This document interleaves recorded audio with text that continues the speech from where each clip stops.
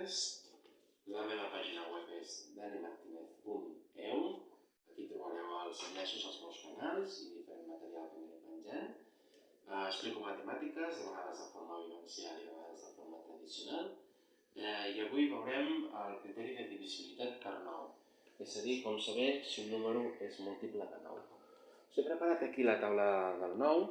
Aquest és un truc que a mi m'agrada molt.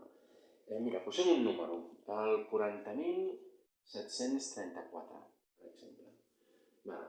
Doncs volem saber si aquest número és divisible per 9, és a dir, si aquest número el dividíssim per 9, si ara féssim la divisió això entre 9, doncs si trobaríem un número aquí, de manera que el resultat final, el resta, fos 0.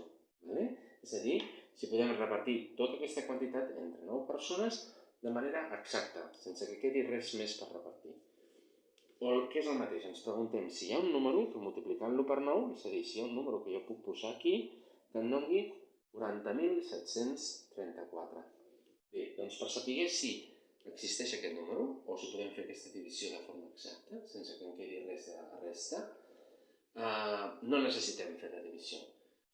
Tenim un truc molt senzillet, que és com el del 3. Si heu vist el vídeo que explica el criteri de divisibilitat per 3, doncs aquest és molt semblant. Es tracta de sumar totes les seves xifres.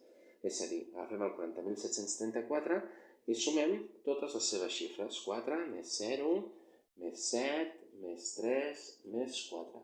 I mirem quan ens dona. 4 més 0 són 0. Més 7 són 11. Més 3 són 14. I més 4 són 18. Em dona 18. Si el número que em dona està a la taula del 9, aquí el veieu, 9 per 2 són 18, doncs si el número que em dona la suma de totes les xifres està a la taula del 9, el número del principi, aquest d'aquí, és divisible per 9. Si no esteu segurs si aquest número està a la taula del 9, podeu fer una cosa, que és tornar a sumar les seves xifres. Si sumem 1 més 8, ens dona 9. És a dir, sigui quin sigui el número, si sumeu diverses vegades les seves xifres, sempre arribareu al final al 9.